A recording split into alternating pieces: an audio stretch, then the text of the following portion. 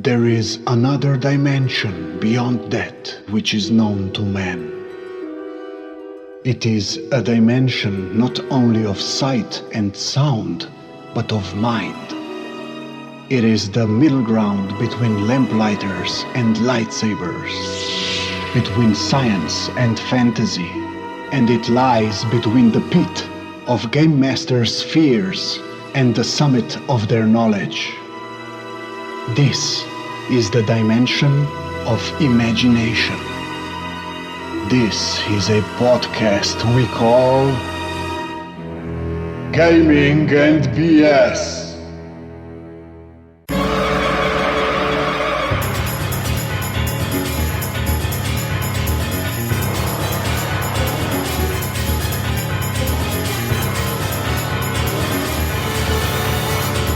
Welcome to Gaming and BS, the tabletop RPG podcast. I'm Sean. And I'm Brett. Welcome to the show. Welcome back. Who the heck did that intro, man? That would be our friend Nubis in Slovenia. I'll be damned. In where? Where's he at? Slovenia. Wow. Holy crap. Yeah, man. Nubis is like, he's all in. He played like 4 games at BSerCon. He's on the Discord almost every day. That guy. Damn. Yeah. He's like, what's probably a good 7 hours, 8 hours difference. Yeah. Wow. Yeah. That was really cool. Yeah, Nubis. We've had some great, like, just no nonsense intros, some fancy stuff like that. This has been awesome. This is really cool. Thank you. That was very nice. Yeah. Very, very cool, man. Very cool. So, Sean, how the hell are you since I talked to you last? Doing all right. Yeah. Yeah. I lost a crown. One of my teeth on Friday. So now you're no longer king. Well, I got it back. I found it. I had it reinstalled. It's now permanently. Permanently. Yeah.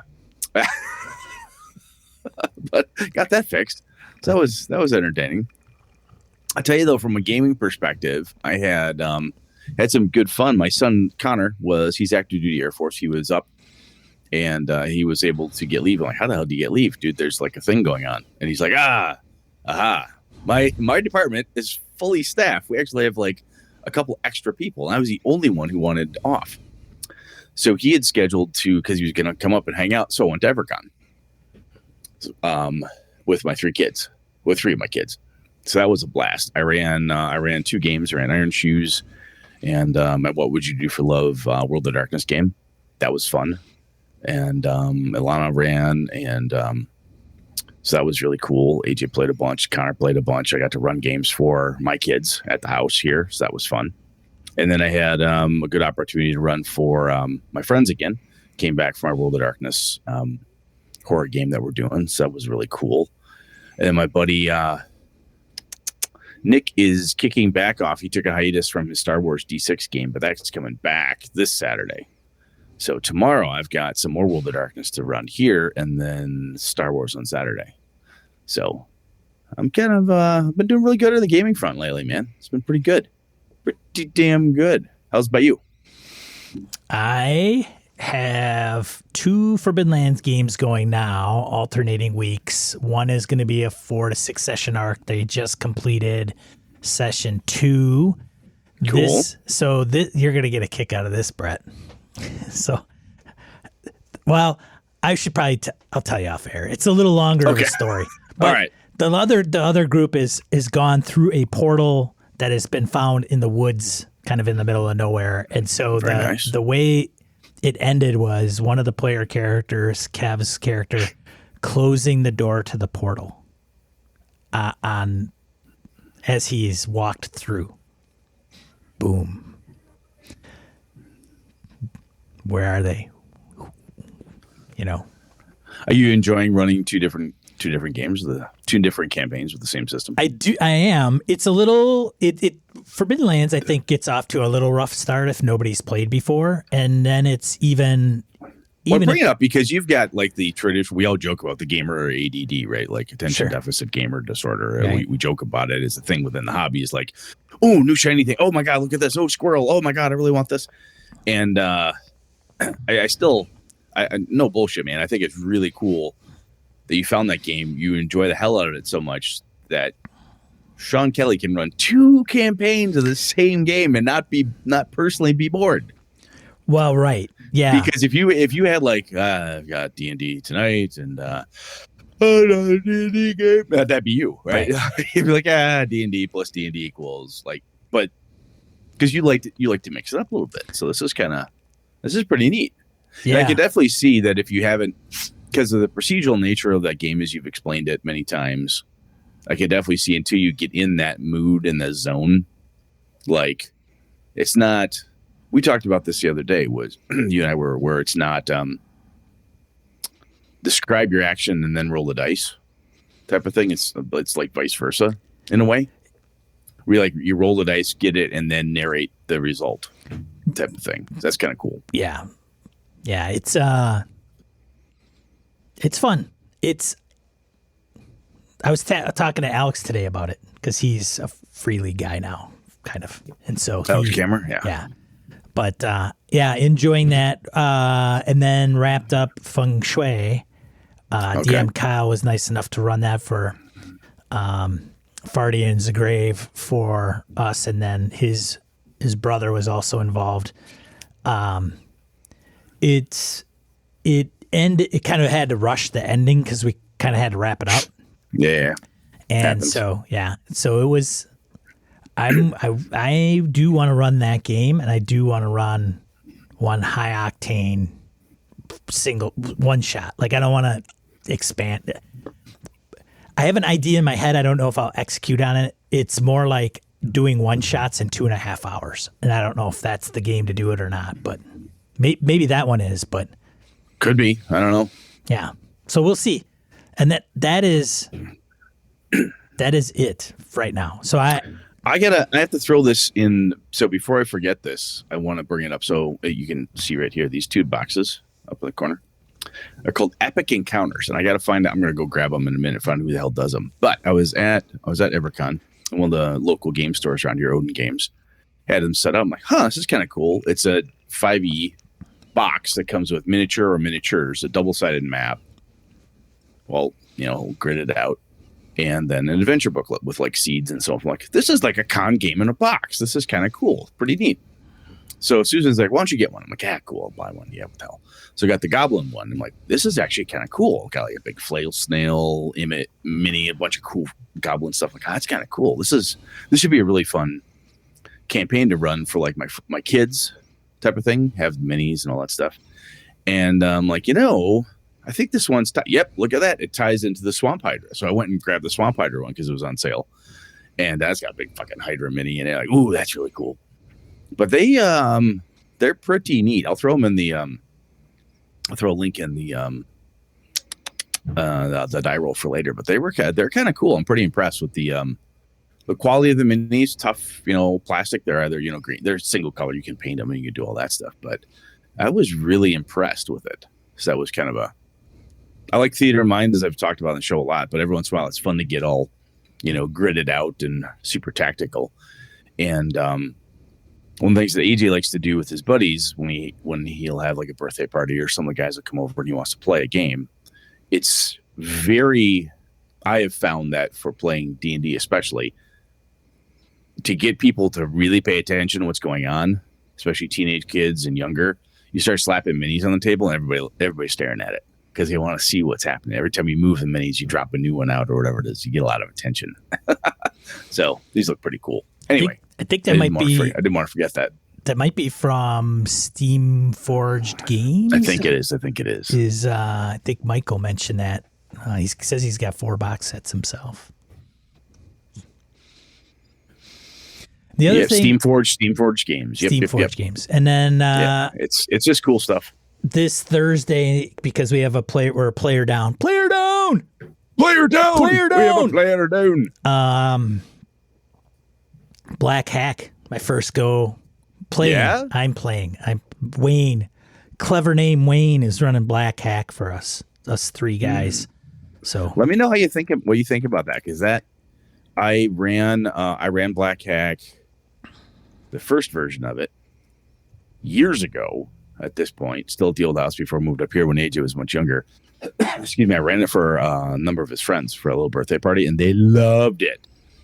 fast, easy, and they totally enjoyed the hell out of it. I haven't pulled it out since then, but let me know what you think about it.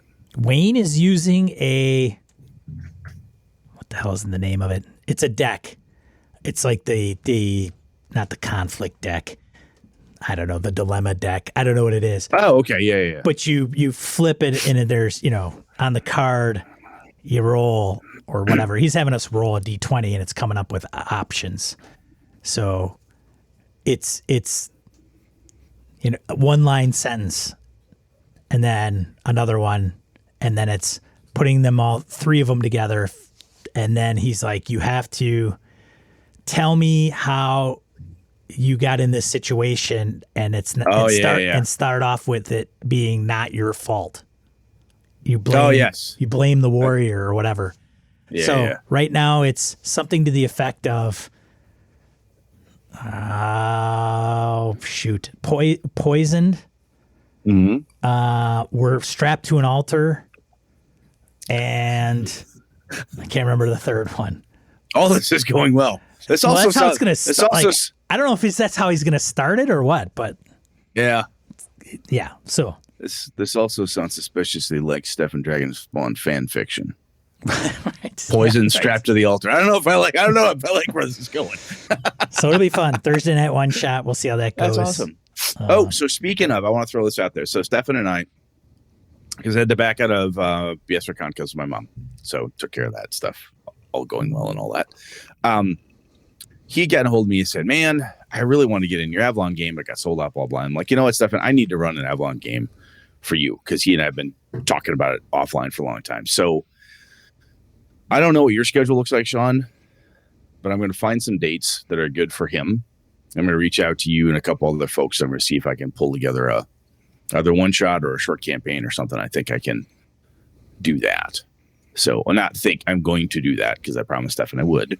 So I want to make that happen. And I thought it'd be really cool if I get you at least to play with us. We'll have on something. So anyway, more to come on that. I'll hit you up with that and probably reach out to a few other folks, but I think that should be a good time. Sounds fantastic, dude. So that's in the works, as they say. Anything else coming up? New, different? I'm not going to GaryCon. I assume you're not going either. I am not. I don't even remember when the hell it is. I lost track of it. Next weekend, maybe, or next weekend. After. Okay. Yeah. Strapped to the altar of something best unnamed. That's the one thing. Yeah. They said it would all be forgotten if we succeeded, and the poison is already in our system. Wow, this is Snake Plissken fantasy movie. I gotta say, if like we talk about prep and how much it can be kind of a pain, and then the players go off in a different direction. I want to get this deck from Wayne and come up with some pretty freaking cool ideas. Bam, bam, bam. Yeah. So, anyways, that's what we're looking at. I've talked to other people. I'm going to throw this out there. I've talked to other people who've used it. I think it's either called "It's Not My Fault" or something along those lines. I've heard people mention that, or other starter things like that, campaign ideas. And sometimes he says it's modified. It's not my fault from Evil Hat. Yep. Even if you don't use it as an improv at the table in front of people, right? I have heard people and seen people do this where they're like, well, I shouldn't say I've seen them do it. They've told me directly that I've grabbed cards or something similar to that and flipped through them until I got a really cool idea laid out in front of me, and then I build my campaign based on that. Sure. Like, ooh, this sounds like fun. This sounds like a great opener. I wonder what'll happen. Yeah. Type of thing. So neat. Sean awesome, needs a little priming of the pump. No, dude, I think we all do, quite honestly. I will have, this is a topic for another show perhaps, but I've had a number of different things like in my head, like, ooh, I want to do, oh, well, how about this? What about this? Something that'll get me thinking about an adventure thing is like Stefan saying, hey, I really want to play an Avalon game with you. We've been talking about it for a while. What do we have to do to get that going? I'm like, oh, yeah, that's a good idea. So I'm looking for dates and stuff with him, and I'm thinking, ooh, what would be a good adventure? What would be fun? Right, so that kind of gets it going. My buddy Lenny is redoing his basement in his house. He said, hey, when this is done, you want to run a first edition D&D game or something just for like me and Alpha, really small, like a 2-player game? I said, you got it. I already have an idea for that. But as soon as he told me, I'm like, what would I do? What would I do given that limitation or those parameters, these players, they want to be D&D. What do I do? So inspiration comes in weird places. And if you can use a deck of cards to kind of kickstart it, fuck yeah, do that shit, man. All right, that's enough of that tangenting. Blah, blah, blah. Random encounter, shall we? Oh, yeah, random encounter. Let's do it. Random encounter. Segment of the show where we field emails, voicemails, comments from social media. Got a voicemail from David White, which is long overdue. So I'm glad David has been patient waiting for us. So I'm just I think it's relatively short. So here we go. All right. Brett, Sean, this is Davey White from Canada. I just wanted to say thanks for all your podcasts and everything else. A little bit sad to hear you're switching to a bi-weekly, but totally get it. And, hey, we can't have Christmas 52 times a year, can we? Sean, I just really wanted to say thanks for your notation video or your Notion video. It's been fantastic. I've started compiling the stuff that's buried in different notebooks and everything else, and I just wanted to say thanks again. Okay, take care, guys. Lots of love, and we'll listen to you later. Bye. That is incredibly flattering, David. You're Thank very you, welcome, David. Thanks for the voicemail. I'm gonna add on a little pat in the back here out loud to Sean too, dude. I think you have those how-to videos you've done. Yeah, a couple you've done. I think they're fucking aces, man. Oh, thanks, buddy. I didn't even know you watched them. I've seen them, and I'm like, dude, that guy can teach. I am not a Matt Colville by any means. No, but you obviously you're picking a topic that you have a passion for. Like, hey, this is how I'm using Notion. I do this, I do this, I do this, right? And the play-by-post stuff, you threw up.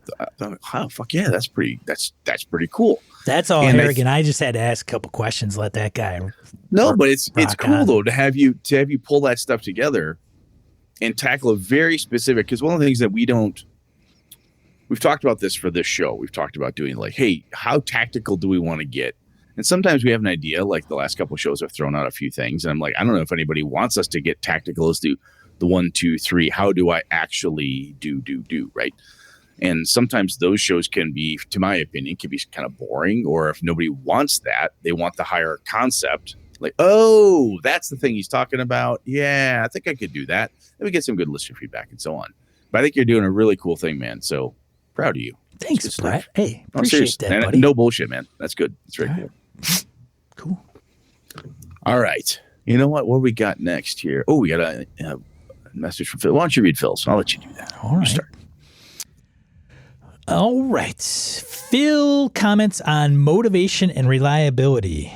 Let me see if this works. Nope, that's not going to work either. I'm just checking something here. Oh, fantastic. Motivation, believability, and immersion. Awesome hearing how your Vaesen game is going, Brett, and that you've been able to use it as an escape from trying times. You are so right about the simplicity of the system. I'm running it for buddies, not baddies. Baddies would be bad. That's awesome. Running it for buddies. Friends close, baddies closer. That's right. Love it, keep it up. Who have limited experience with RPGs outside of D&D and Mothership. We debated between Call of Cthulhu and Vaesen, and I think this version of the Year Zero engine mechanics appeal to them. It's not as crunchy as Forbidden Lands or Coriolis. Figuring out the dice pools is quick and easy. I'm not a big VTT fan with the automated rolling, which keeps the action moving. The setting was a draw. You've got the site, so you know mythical things exist. Those things are pissed off at the way the world is progressing. They're strange but not unknowable horrors that will leave your PC dead or insane, and it's your job to figure out what's wrong and try to fix it. I like you mentioned, the fear mechanics are great. Fail a fear test and the player gets to choose from 4 options for how they react. For players who hate losing agency, allowing them to choose gets them to really buy into how they'll role play the encounter. Exactly. 100%. Hopefully your kids will want to continue building up the castle. Headquarters is another amazing aspect of the game. To see it develop and how you as the GM can use that to build new mysteries is a ton of fun. If you're a new gamer, the book does an amazing job explaining how to run and design your own mysteries, possibly better than any I've seen in any other book. And it's well laid out with brilliant artwork. I dare say it's the best game produced by Free League at the moment. I look forward to hearing your review. Yes, I'm definitely that's in the hopper. I want to get another session under my belt. The kids and I've got one more for the current storyline that we're doing.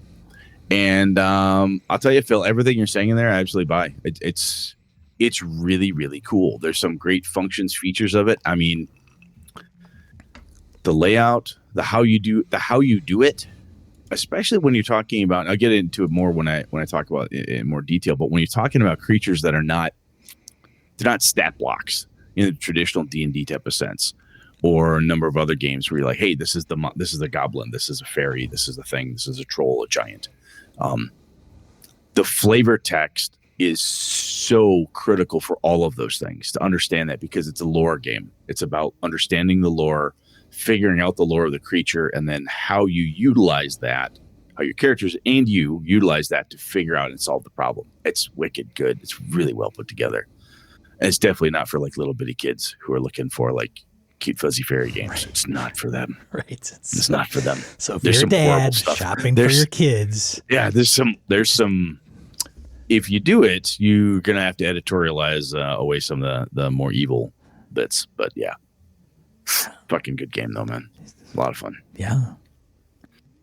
Thank you for writing that in too. I appreciate that. Let's see here. Who's up now? Oh, the Warden comments on the same topic: motivation, believability, and immersion. To answer Brett's question on the show, I did stop to think about this one. I asked him, and the last time he wrote into us, I'm like, what the hell do you mean? type of thing. And he said, mainly because it's rare for me to be a player. It's been 2 freaking years since playing an any RPG until this past weekend. So I thought about this from the point of view of attending a con where I'm very inclined to try new things. No, not those new things. Maybe do like to experiment at cons, but it's a different discussion. Yeah, Warden, we got to talk about that offline from here. Anyway, with that in mind, I know the system is the first appeal for me. If the game's mechanics support the underlying theme or themes, I'm much more inclined to sign up, because then I don't have to place all my trust on the GM, a stranger. Unless I have a direct reference from someone I know and trust, the system becomes my assurance that these kinds of themes have been treated with respect and responsibility. It's been tested at multiple tables with multiple GMs and holds mustard. But it also provides everyone else at the table with options to address and incorporate these themes into various aspects of gameplay. Well, that's not the case 100% of the time. Games built to support these themes tend to provide mechanical tools for everyone at the table. That means these themes aren't just things that will happen to our characters.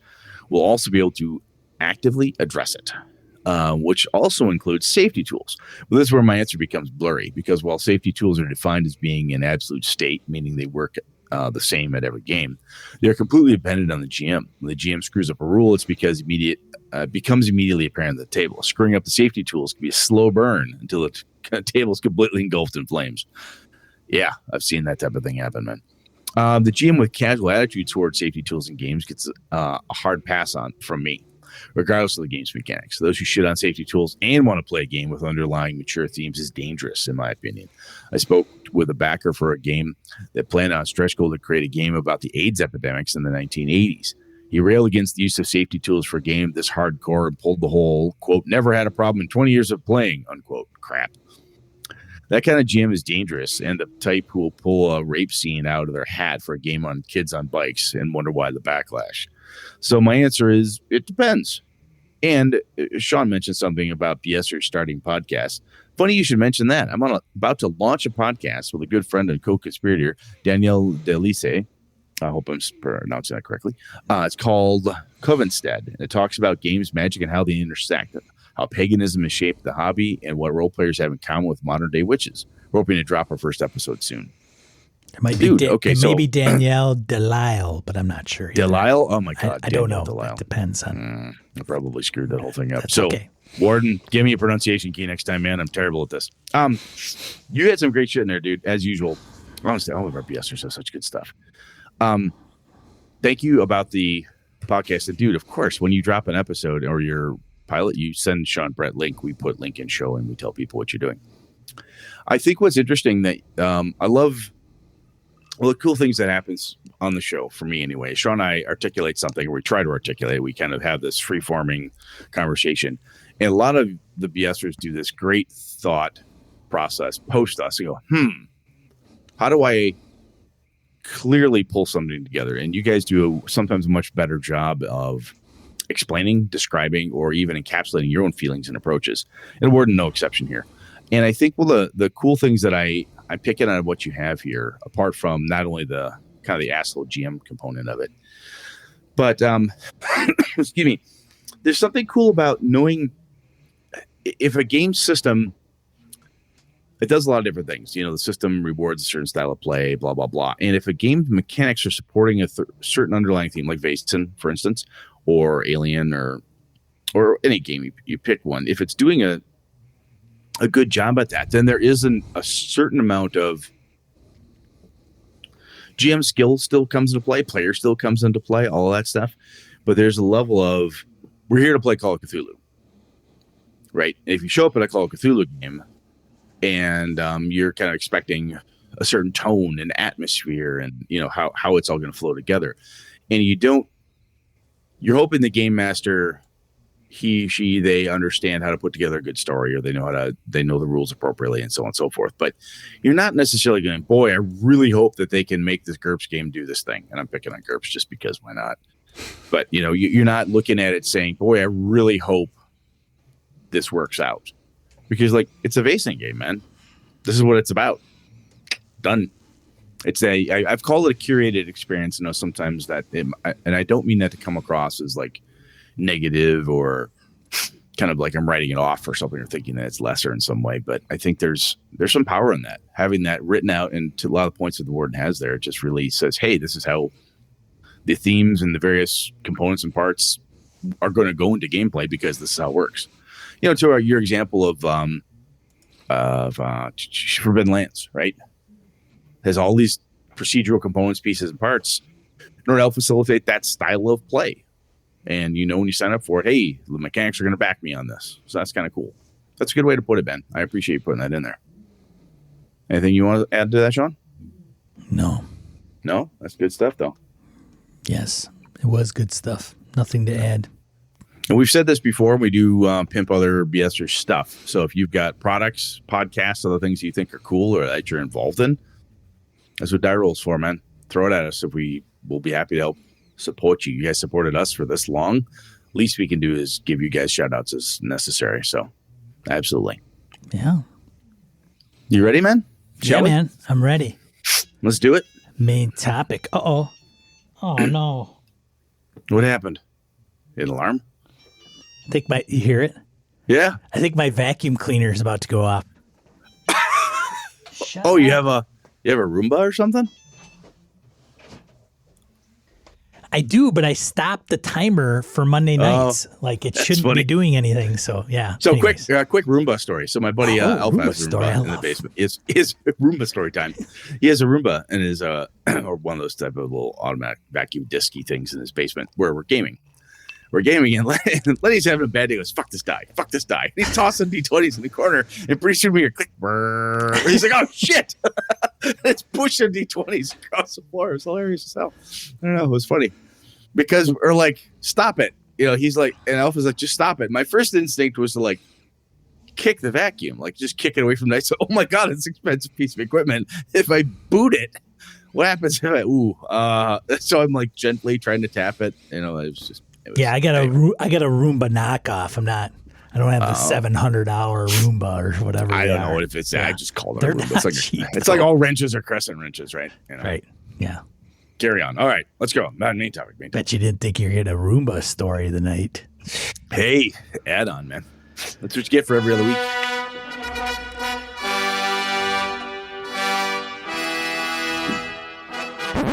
What are we talking about this week, Brat? So this is about lore and helping your players engage with it. Matt Colville had a couple different videos on it, and one of them is engaging your players. Got a link in the die roll for you. But there's an important piece he calls out there. And I thought, yes, Matt, wisdom. I like that. That's smart. And I've been thinking about it for a while. I'm like, do I do that? Am I doing the smart thing that I think Mr. Colville brought up? And I came to realize that I think I am. And so here's the deal behind it. At the end of the day, if you want your players to engage in the lore setting, all that cool world building stuff, even if it's a packaged campaign setting, whatever it happens to be, Forbidden Lands, if you want them to engage with the Rust Brothers, or you want them to care about the blood mist or whatever it is. You need to make that stuff, the pieces of the lore, part of the solution to their problems. It has to be relevant to the adventure. So if one thing, and Matt said this on his video, which I thought was a clever little phrase, if they can solve everything with their character sheet, they don't need your setting. Whoa. Yeah. Whoa. I think that's kind of cool. Whoa. I like that. I like that statement. So, because in a game, like let's just pick on the big gorilla, right? So D&D, playing a D&D game, whatever your flavor of it, right? And 5th edition rocks. It does. It's a damn good game. Sean loves 5th edition. So you're playing D&D, and whether the adventure takes place in Greyhawk or Forgotten Realms, blah blah blah blah, unless the lore of that area, right? Unless it really matters, some of the old modules were very much kind of plug and play. You could put them almost anywhere. There are pieces and parts where the overall setting, it doesn't mean anything to you as a player. So this is the thing I learned with my Avalon setting, quite frankly, is that if I put together my Avalon game and I run an adventure where it's a monster hunt and so forth, but the fact that it's taking place in Avalon and not in Lankhmar and not in Greyhawk City or not in Waterdeep or any other myriad of big city fantasy worlds, if the pieces and parts of it don't quote unquote feel like Avalon, it's not going to work. When I first started doing that, I kept thinking trappings, man. I need trappings. I need to make sure that it feels that way. So I would go way overboard on descriptions of, crumbling towers and those streets falling in on each other and so on. And I learned that was kind of like okay to start the game with. That set the tone. Like, oh yeah, the twisting streets, the buildings leaning in on each other, the lamplighters, the grim dark appearance. Good, we got that. Okay, cool, Brett. That's great. Once the action starts, once the adventure actually kicked in, if the players didn't need to go and interact with the neighborhood, right? I built Avalon so the neighborhoods are important. You want to deal with it. You want to deal with the people there. You want to understand the parts, the guilds, all those pieces. If the adventure doesn't take that stuff into play, it doesn't matter. I could literally put that adventure in Waterdeep or anywhere else, and it really doesn't much matter. So, and I think it's one of those things where sometimes we think about the lore of the setting, like, oh, I really wish people would engage. Matt talks about this on this video. Like, I really wish people would engage with my setting. People will tell him. And he's like, I think they really mean, engage with the lore. But if you don't need the lore to solve your problems, why would you? So again, for an Avalon instance, if you're going around, you're trying to find something, you can't find an answer, you really desperately need this answer. You tried to talk to 5 people who should have it, and all of them are dead. They won't talk to you. Something's going on. And then I have an NPC, a storyteller, Blind Simon, says something. Well, you could always ask the Lamplighters. Like, oh yeah, that's right. Now you're engaging with my setting. You're engaging with the lore of the world because you got to go, what's it about Lamplighters again? Oh yeah, they know everything. Always for a price, though. We got to do something. We got to get involved here. How are we going to engage with this thing? I've made it a way for you to solve your problem. That's not on your character sheet. Nowhere on the character sheet does it say, Lamplighter lore or like, how I'll go talk to such and thus. I've also found that in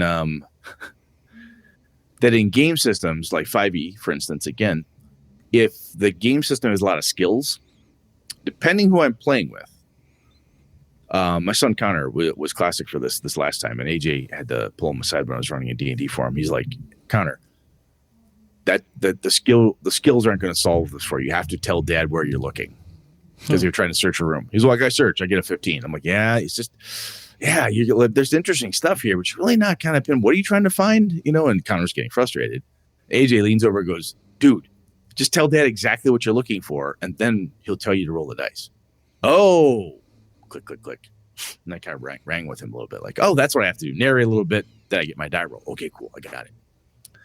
And because it just engages him with that, it causes him to engage with the setting. And the setting in that case was just the room. He has to give a shit about the room, the dungeon he's in, the little town he's in, whatever it is. So anyway, before I devolve into just a complete kind of fanboying lecture here. What do you think about the premise here, that the lore being relevant to the adventure is how you get people to engage with it? What do you think about that? Because I mean, on the face of it, it totally makes sense, because I'm like, I can't just get people like, did you read my book? Well, you should go read the Avalon book I wrote and then come back and play my game with me. It's not going to work all the time. Not everybody's going to want to sit down and read a bunch of lore, you know? So I think that you're onto something for sure. Mm-hmm. Hey, Brett, I think you're onto something. That's awesome. You know, took almost 400 episodes, but I'm onto something finally. Well, it's good. It's good. Yeah. I mean, hey, that's good. It's getting there. I think that is really bright. So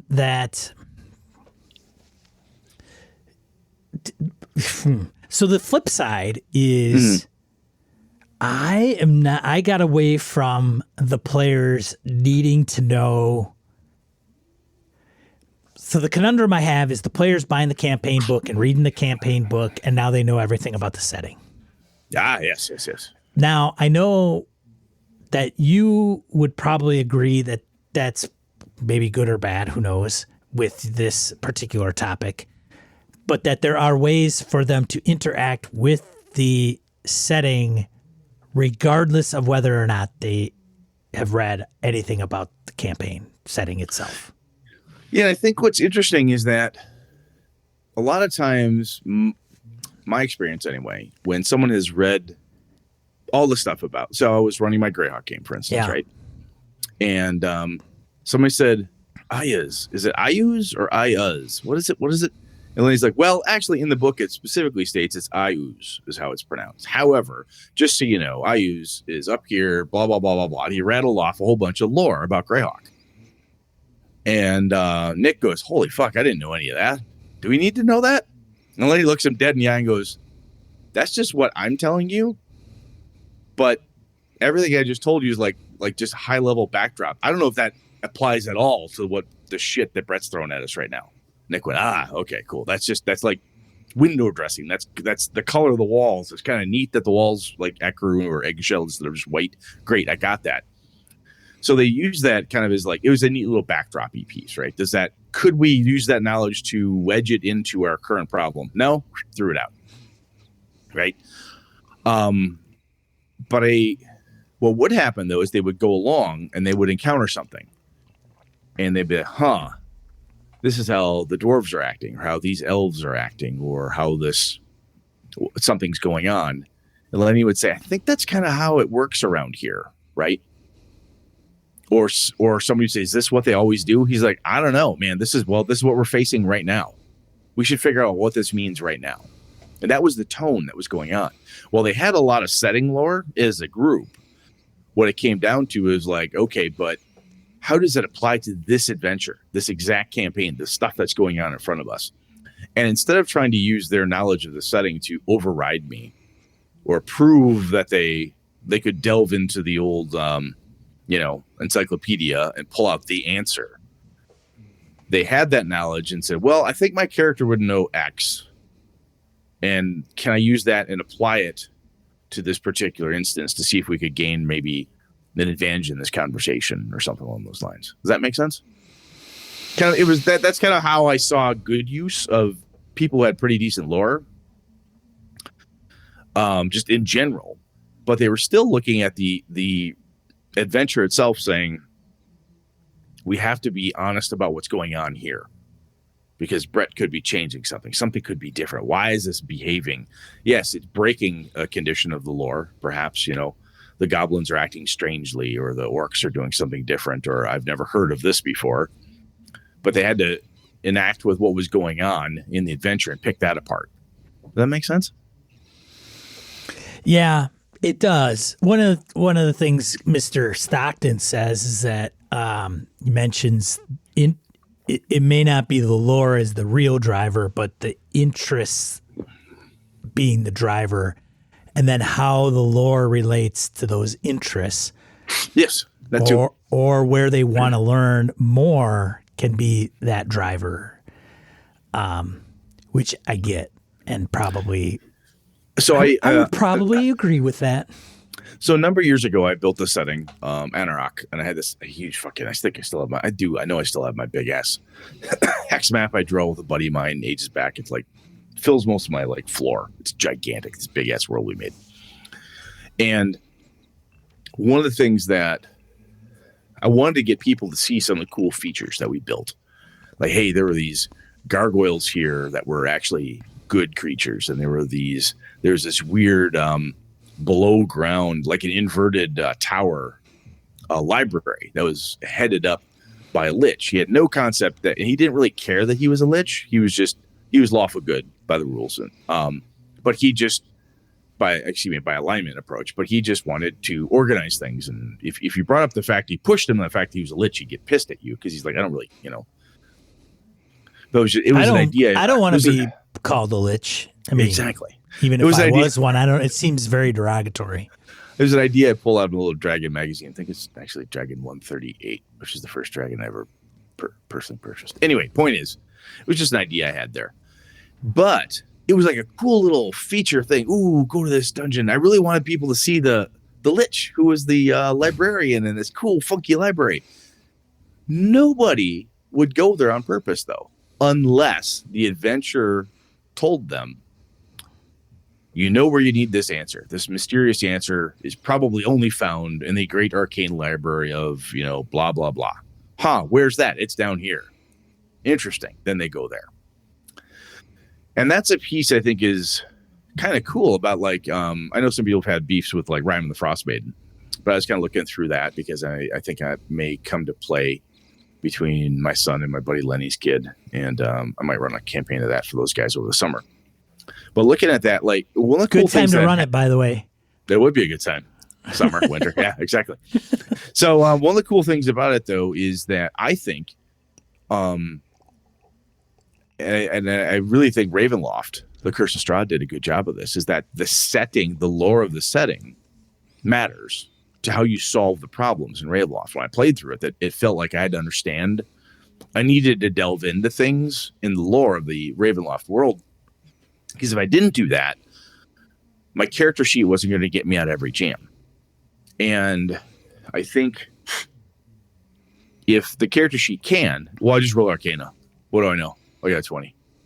I got 35 Arcana. I got 15 Arcana. What do I get? That type of thing happens. Because players will get stuck at something and they look at their character sheet like, I'm stuck. Look at your character sheet. Do I have any magic items that could solve this problem? No. Do I have any spells? No. Do I have any skills? Skill tree. Yes. What do I have here for abilities? I have Arcana. I have Religion. I have Heraldry. I have Super Heraldry. I've got double Arcana, or whatever the fuck your list of shit is. And it's very tempting for players and game masters to default to that list, right, as a way to dispense lore. Yes, you've made your Arcana check. And that means that in the far north, history, lore dump. And that is why the goblins are wearing red crests today. Got it. Whoop-de-fucking-do, right? It's a weird... Anyway, when I used to do that a lot, where I'd ask for the skill check, and I'd do like this big lore dump. When now the skill check is like, you know where the answer is. The answer is in the inverted library. The answer is this person. You've heard of Samuel the Sage, and Samuel lives over here in Hills Pass. Or you think it has something to do with X, and there's 3 places that could be. And basically using that to drive people around. When I ran Avalon for you and Third Floor Wars crew, I tried to make it so that you guys had to interact with the NPCs where they were in the city, the personalities, because I like it to be a very personal type of adventure. And so to do that, every time you met an NPC, every NPC has a name, a job, something about them. It's kind of a noir type of thing. And again, though, you're going to interact with the lore of that setting simply by knowing that this person is the middle daughter from this guy, and that guy seems to be in trouble. That's lore. That's lore about the neighborhood or just that particular piece. So I think, Sean, that's the other thing I wanted to think about is like taking lore instead of it being world building and really scaling it down just to the adventure itself, the dungeon you're in, right? thinking about it from that perspective, you can narrow it down. If this dungeon has a theme, like, okay, I've been paying attention to this, and it's a funhouse dungeon. I can tell because it's wacky, inflatable, flailing arm, flailing tube man bullshit, craziness around here. Got a bouncy house. A bouncy house, Does that make sense, though? Where it doesn't have to be huge. It could be kind of it doesn't have to be all-encompassing like world lore. It can just be like local, very specific type of lore as well. And you interact with that as a way to solve your problems. I think that's really helpful for people to give a shit about the world that their characters are in. Makes that secondary world believable. Yes.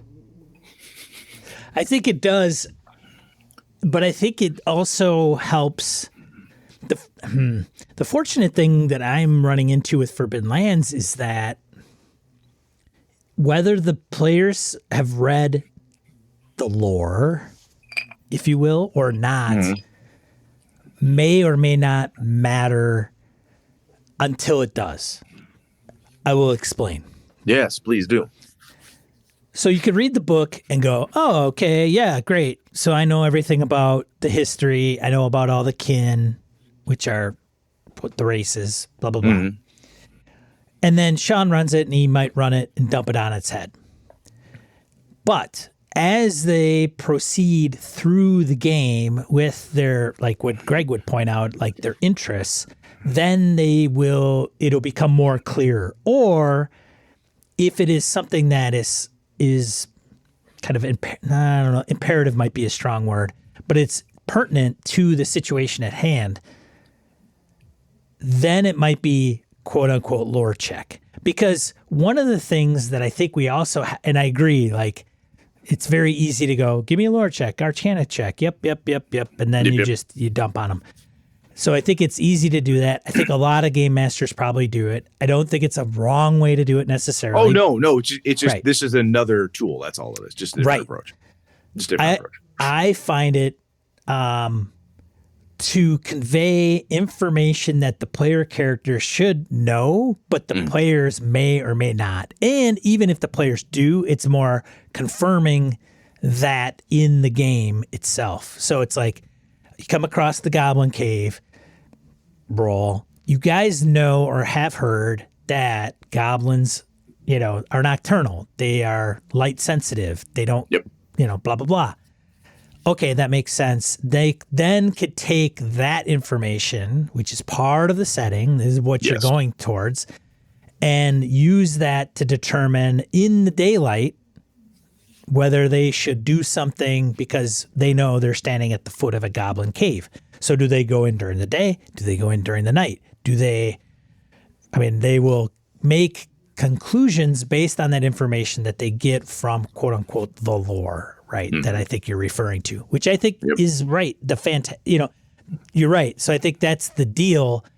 But I think what some game masters fall into, some, not all, is they have this. It's kind of like I have a story to tell. Let me tell it.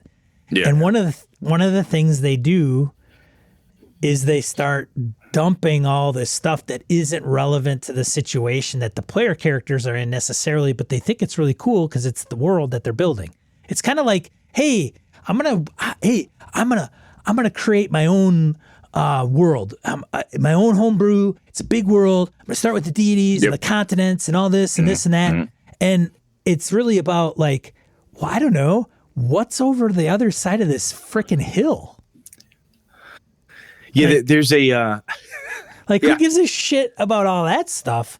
It's like I have never been out of the Shire. Town. Yeah. Exactly. I haven't left here yet. Right. So, one of the cool things I think happens there is that when you do, is my perspective is this helps me do mini lore dumps, and maybe that's a good way to think about this. When the lore helps you solve your immediate problem, or gives you like, hey, I need to go talk to Bremen the blacksmith because I just found out that Bremen used to be a member of the Thieves Guild. Huh, interesting. So you go talk to Bremen, and Bremen goes, Thieves Guild, bunch of bastards. They cut my mother's throat, blah, blah, blah. Oh, okay, I learned a bunch right there. Like, okay. Bremen doesn't like him. They cut his mother's throat. They seem bloodthirsty, horrible people. Interesting. Okay. So there's stuff you can learn. People are learning as they're going in, but it's like in properly, how do I say this? It's more naturally feeling lore. Because if I give you a great big handout or a book and say, read this so you can understand the Forbidden Lands. Read this, you can understand Basin. That's too much. They don't want all that shit. Players Nobody wants to, because if they were going to, a lot of times, if nothing else, I love lore. I've talked about this before. I would love to read this stuff. I just don't have a lot of fucking time. Right. So when I sit down, it's like, look, I don't know everything there's to know about Star Wars. Nick, I trust you, but I'm going to pay attention to what's going on around me. I go, look, what we know is this. So let's act on what we know, and let's let the lore of the environment that we're learning lead us to the next pieces and parts. And Nick does a great job where we'll find something. We're trying to figure out this mystery or need a clue, or we're trying to drive something. Our characters have pieces and parts that he's dropped on us. Like, that's interesting. How do I get more? I got to go to Coruscant. Guess that's where we're going. I need to go to Naboo. Guess that's where we're going. Whatever. He's given us bits and pieces of lore that if we're interested in it, we can go follow up on it. And you don't necessarily need this deep, full-blown lore piece. I don't want to dump all of like, hey, this is everything I've ever written or thought about Avalon on you at the start of a campaign or one shot or whatever it is. It's too much. Nobody cares. They want to know, what's the neighborhood like? What's this? And as they're going through the adventure, and because the adventure is tied to the lore of that local area, right, with potential to go out and drag you around other places.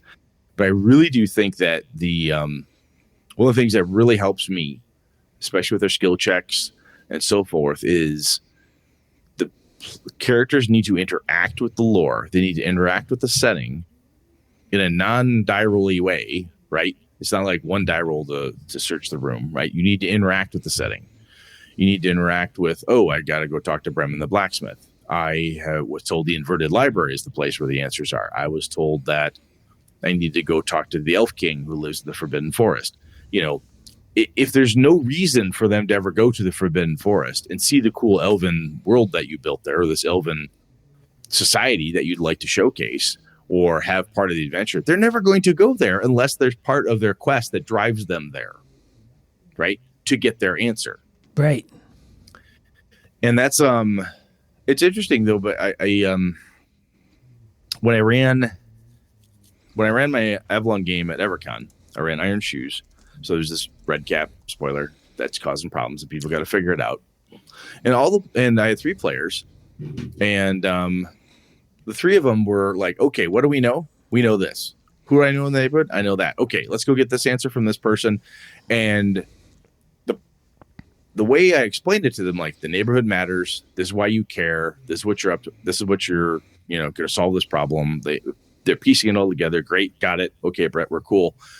But they dove into they wanted to know more lore of the area, who I could get data from, where I could find answers from. They were using the area, the lore pieces dropped around in the little neighborhood, so they could pull stuff. Part of the challenge for me, and I've been working on this over the years, is that not to give too much of a lore dump. Again, like a mini dump. Someone comes up and says, okay, like the one person said, it seems like it's a fairy, but it wears big iron shoes. So this fairy is not bothered by iron. What the hell do we do for that? I said, that's a good question. I looked over at the warlock. I said, you can make an Arcana check. He makes the Arcana check. I said, well, you've heard stories from the Axis Mundi library, where you used to study, that they know that they've got more data on this if you really want to dive in. But you know that some fae are only affected by silver or salt, if not iron. Interesting. Okay, cool. So that's a piece of lore about Avalon. The fairies are affected by different things, and there's a place to go if I really want to dig deeper. So if this were a campaign, and I dealt with Iron Shoes, and there's another problem, I could go, look, this is getting fucked up weird. I need to go to the Axis Mundi library and dive into this. That's what we know to be true. If I was running a campaign and I wanted them to go to that library because that's where the answers were, right? there'd be more clues driving them to that piece of setting lore that they'd have to interact with. So I think we have to be careful with one thing, though, because I think we are throwing lore around very, nonchalant, kind of flippantly all over the place. Okay. And so I think, some people are going to call us out and say, okay, great, I understand what you guys are getting at, but lore would be something that somebody's passing down word of mouth, generation to generation. Like, so for example, if my guys were walking around the world, and I guess what I'm trying to make clear is that the distinguished difference between here's kind of the world and what you probably know from just living in it. Yes. As a player, I don't know. And then lore being the ring. Yeah, so think of lore being the cool setting stuff, the cool shit you've built. Right? Yes. So I'm in Ravenloft. Right. What's cool about Ravenloft? Myths. Yeah, the vampires, castle. The castle. Strahd. Yeah. Yeah. But right. Give me a reason to interact with Strahd. Give me a reason. Yes. But one would, I'm telling you, man, somebody's going to write in and go, but here's the deal, is that, and for us, okay, so as a new player that gets transplanted into Ravenloft or Barovia, then all of that lore comes to their knowledge because they've never been there. I guess that's the difference, right? Gotcha. Okay, I get so where if you're going. I am a local native, Strahd, the castle, the Vistani, that's not lore to me because I live there. Lore to me would be, Strahd's parents, the lineage. There you go. The crazy artifacts. So right? those are those pieces, right? Yeah. So in that case, or even like if I just take the United States and I say, well, I know that there's like Library of Congress and that there's a lending system with libraries and blah, blah, blah. I know there's a library lending system. Okay, cool. Neat. It's a piece of intel about the world I live in. If I, as a game master, want you to interact with the library lending system, I need to give you a reason to do that. Right? Yes. And there's nothing in your character sheet. There's library use in Call of Cthulhu, who's like, make a library use roll. Yes, I should go to the library and request this book. Right? But if I want you to engage with a piece of my setting, or if I want you to dig into this piece of lore, and I want you to really see the setting as a real place, I have to look at that, from my perspective, as a place to mine data from. My character sheet doesn't. My character sheet just doesn't have all the answers. That's what I'm getting at there. And I totally agree. And I buy what you're selling too. That absolutely makes sense. Yeah, because if it's, and it is kind of a bit of a line, and that's where I think you get to do the, okay, yes, your character does know that the elves of the Forbidden Forest have a strange connection with the dwarves. They seem to get along incredibly well. They hate the halflings, and they don't ever talk to humans. They absolutely just disappear. Like, what's going on with that? I don't know. You know that. Huh. Interesting. Okay. You know that is lore, as just a thing your characters would know. And I also think that is like in those certain situations, it is what I would consider and define as lore. Yes. Yeah, absolutely. Right. Yep. Yeah, for sure. But now if I want you to engage with that, like, you know that, but usually the reason you're asking me that is because I'm trying to send you into the Forbidden Forest. Like, what do we know about the elves of the Forbidden Forest? Well, you know this. Huh. We're a party of humans. That's weird. Should we go get a dwarf? Maybe we should get a dwarf to drag in there. Well, let's go talk to a dwarf. We know there's dwarves around here. And you just said the dwarves and the elves have a weird symbiotic relationship. Let's go talk to, Horus and see what he's got to say. And you go talk to him. Yes. Now you're engaging with the deeper components. You're engaging with the setting, some cool piece of something I've got out there. You know a bit of the lore, but you don't know the depth of it. You don't really understand how it functions. Now you're digging into it. Right. Sure. Why are you doing that? Because I need to solve this problem. The problem is, if I'm a human and I walk into the Forbidden Forest, the elves will not engage with me at all. They will just disappear, stay invisible. They won't speak to me. But after I talk to Horus, looks like if I go in there with a dwarf, I should be okay, right?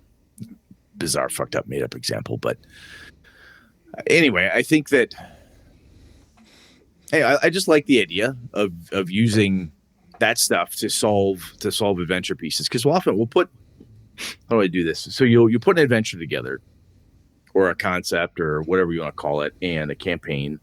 And we'll talk about this, like, hey, don't have, there's some old school adventures that are notorious for like the save or die, which some people like, and sometimes the save or no go further, right? As so far as like, I missed this check, and if you miss this, you never find this thing out, and there's nowhere else in the adventure officially that it ever states that you'll ever find this data, right? And we can bemoan that or say we like it or whatever the case is. But when you're planning this stuff out, if you have these cool pieces of your setting, like for my Avalon setting, I will look at it and go, you know what? No one has been to the Forbidden City. There's a forbidden chunk within the city. My players have not been interested in it. Oh, it's a shame. Well, it's a shame because I haven't made them interested in it. I want them to engage with the world. I want them to engage with the city. And I was thinking about this with my home group, is that I've run a number of different Avalon games for my home crew, but I have not engaged them in a couple different aspects. It's a big goddamn city. They have not played as nobles, like wealthy magistrate types. They haven't played up there. They haven't dealt with that. So they really don't understand the high level politics. They understand it's corrupt and whatnot, but they haven't lived it. So if I really want to display that, I have to make that part of the campaign in some way. If I really want them to dig further, and I did this when I first ran, I wanted them to really understand the Liché and urban druids and other things. And I made that a part of the story. It became a critical thing to understand in order to move the plot along. So what I've learned is that when I have a piece of my world, I'm like, oh, no one's looking at the cool thing I made. It's really cool. Look at this.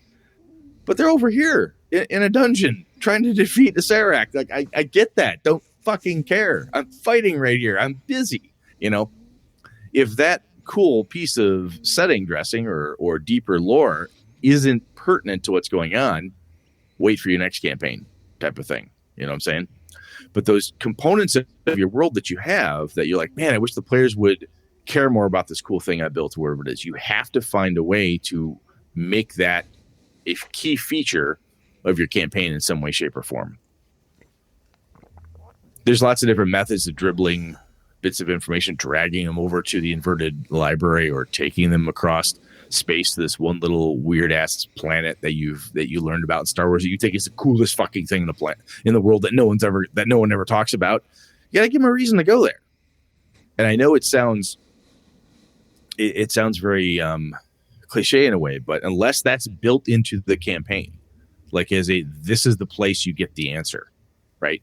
And I think we oftentimes don't want to do that because I don't want to have the fail or can't go forward scenario where I say, well, you need to go to the inverted library.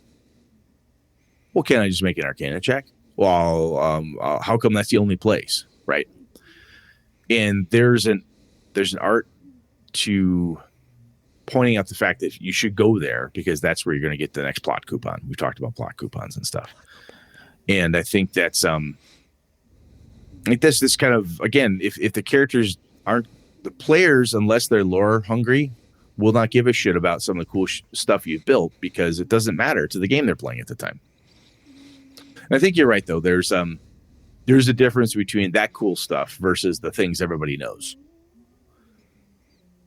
Yeah, and if you made the campaign tied into everything everybody knows, it's like, yeah, that's why I have a character. That's why I do have a character sheet, because I need that character sheet to help me remember what everybody knows.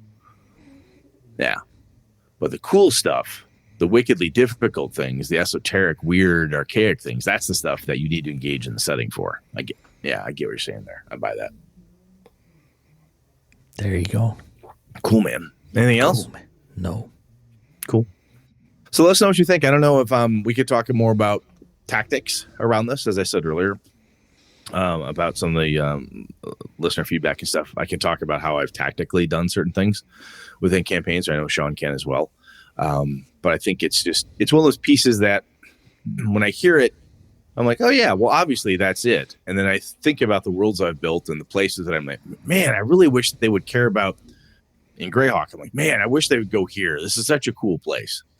Well, unless I give them a reason to go there, they're not going to go there, right? You got to give them a reason. And sometimes it's a matter of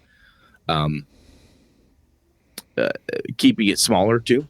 It can just be the local setting, the local town, whatever it is. If you really want to make sure that they talk to the blacksmith, make sure that multiple people tell them the blacksmith is the lady who knows all the stuff that they need, that they're going to go there. So again, they're not going to do it unless the character sheet can't solve everything. So use the local stuff. So anyway, that's enough of that. I'm hitting terminal repeat there. Shall we, sir? Die roll. Die roll it is. 2 to 4 miscellaneous points of gaming and geekery we want to share with you. First one. Why is that not coming up? That's awesome. Let's probably fix that. There we go. The first one I had is Matt Colville's Engaging Your Players video. Threw that out there. And then I can also throw out my second one is the Epic Encounters by Steamforged Games. Got a link out there in the show notes to that too. But I just thought the Epic Encounter, God, I cannot speak tonight. The Epic Encounters, I thought are really well done. Not that expensive. You can pick them up on Amazon, a lot of different places, your local game store if they carry them. So far I'm really enjoying them. I think they're well made. So totally worth looking into. Oh, it's fantastic, dude. I'll have to check those out. What else have you got there? Well, I put the play-by-post video that me and Harrigan and I, not Harrigan, did. Mostly Harrigan, but check that out. If you're interested in play-by-post, I'm kind of wanting to kick off a game. I don't know which one, though. But that's that one. The other one is, why isn't that showing up in a link? Here we go. Is Puricle. Welcome to the world of Puricle. Have you heard of this, Brett? I have not. So I brought it up this past Saturday because if you look at the Kickstarter, you'll notice what they're attempting to do is remove the Game Master. It's been done. It has. By whom? Is there a Game Master in Fiasco? Well, I guess the traditional game, trad game. So removing the DM. That's GM. not trad. That's not trad game anymore. Then. What? What if? But what's the difference if you've got a person doing it or an AI doing it? I'm being difficult. So the idea here is an AI. Is that the idea? Yeah. Well, it's an app. It's an app that look, somebody's going to go, it's just choose your own adventure game. But it's there are apps that help run Mansions of Madness, yes. Some of the more complicated board games. The apps are, yes. I've talked to people who played it, by hand versus with the app. Like, oh my God, the app. Oh, wow. It lets me play this incredibly complicated board game and not fuck it up. Yes. I could see some value in that. I could totally see some value in that. Yeah. So even if it doesn't have to be like your only RPG fix either. There's plenty of different things you could do with it. Neat. Yeah. So it's an app and other things, right? There's maps, dice. So just imagine, Brett, so I was talking about this on Saturday during my live stream about Game Masters getting the boot, and you just get something like this. You want to play? Just get this game and the app and whatever, or get AI. AI will be the future of game mastering. Potential. Infinite choices, infinite, no bias. The one of the interesting things about RPGs in their largest form is you can do whatever you want. That's right. And there's no logic in the game system that says you can't go across those hills. You can always go across the hills. Right. So it's not a video game. It's an AI that says, you can go across those hills. And when you get across those hills, I just keep going. Just keep asking me questions. What do you want to do? What do you want to do? What do you want to do? Yeah. Interesting. Huh. See where that goes. Yeah, so this ends, it's well-funded. It's over April 8th of 2022. Okay. Yeah. Okay. So I thought it was interesting. And then the last one, I give a plug to Thay Land of the Red Wizards is out by Mr. Greenwood and Mr. Kammer and Alan Patrick. Very cool. So an article from Geek Native telling you about the product, which might, I mean, I don't know. I don't know Forgotten Realms very well, but I don't know why this is like, it's, just an adventure, a DM's Guild product. Maybe it should be something that WotC should have put out itself. I don't know. I mean, Ed Greenwood is part of the freaking deal. Yeah. Well, he sold the realm stuff though, too. But anyway, point is I shouldn't say point is, I think that WotC is not interested in settings like we remember from the old days. That, I mean, it has like Sword Coast Adventures Guide and some of that stuff. But let me ask you, Brett. I'm going to ask you, Brett. I'm going to ask you a question. Go for it. You've got a gift certificate to Wizards of the Coast store. Okay. You can buy either Strixhaven or Thay, Land of the Red Wizards. Which would you pick? I don't know what Strixhaven is. So based on that, is it just like that easy? I would, if I had to buy one of those two, I would I'd find somebody who wanted it more than me. I don't want either of those things. I mean, I'm not trying to be a dick about it, honestly. I just like, okay, no, thank you. Oh, well, yeah. I would have figured you being a Forgotten Realms guy would have been. I like the realms and all, but I like the and maybe you don't need this because you already know this stuff. I don't know. Well, I know a bunch about the Red Wizards, or enough that I need. I have enough. So to our topic, I have enough lore in it from within the books and things that I have that I can do the rest. I'm good with it. Oh, excuse me. Okay. No, that's fair. That's just me. Or how about, here you go, the Thay, Land of the Red Wizards, or what was it called? Incorporated. Oh, then I go, yeah, then Acquisitions Incorporated. Acquisitions I don't care Incorporated. about Acquisitions Incorporated. Yeah, if I had to choose one, I'd take the Red Wizards book, yeah. Yeah, and one is like endorsed and put out by Wizards, and, well, I guess that's not true. That one is kind of a unique one. Yeah. Still put out by Wizards, though. It is, yes. Interesting. Huh. Okay. All right. That's all we had for Die Roll. What are we talking about next week, Brett? Well, next week I want to have my Vaesen review. Next time when we get together, I want to talk about it. I'll have enough time to have given it a good run with my kids. And I actually think this will tie in kind of interesting to your play-by-post concept, because after I talk about it with you, and we talk about the mechanics and stuff, I'll be interested to see if you think Vaesen would be a good play-by-post game for you. Because of how, when the characters move, chances to get different advantages and so forth, I think it might play very nicely into that kind of approach, because it's I don't know, it feels like it would play there well.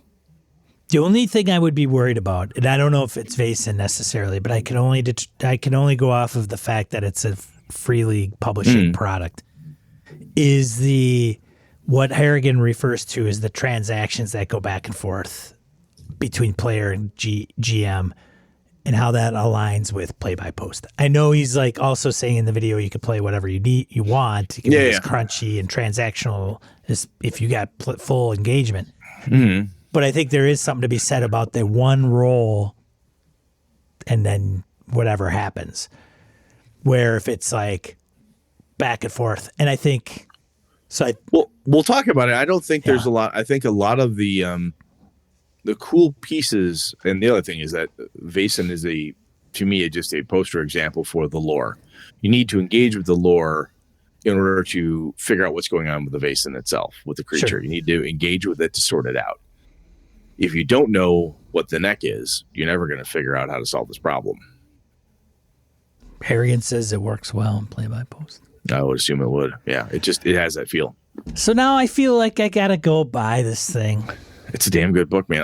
This is the only Kickstarter that when it happened, I was not in a position to jump on the British Isles one that they did. I will get it, but that's the only Kickstarter that I'm like, I sincerely regret having to miss that one. Because after reading the Vaesen book, I'm like, yep, I should have followed my gut. Well, I just didn't. I didn't have the funding at the time. Well, it is what it is, though. I really like the game. It's a lot of fun. Yeah. There's some converts out there. Freaking Kammer's like, he's running a Mutineer Zero campaign right now, and he runs Merkborg one-shots, Vaesen, Mutineer Zero, and he's run Forbidden Lands, and he runs Alien one-shots. Yep. Like, that guy's all like... I love D&D. I do. I think I always will. And some variation of it. I really enjoy it. 5e's fun. First edition's my favorite, blah, blah, blah. I like playing it, but every once in a while I'm like, I want to do something different. And Call of Cthulhu is a classic, good horror game. I love playing that one too. Love running it. It's great. Vaesen is different enough, and for my money, really well put together. Just fun, a fun approach, something totally different. I don't have another game in my arsenal that is like Vaesen.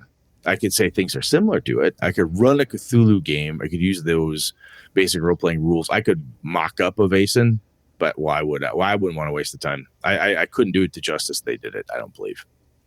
I just don't think I could. So, anyway, we'll talk about that next time. Yeah, get into it. Looking forward to that one, ladies and gentlemen.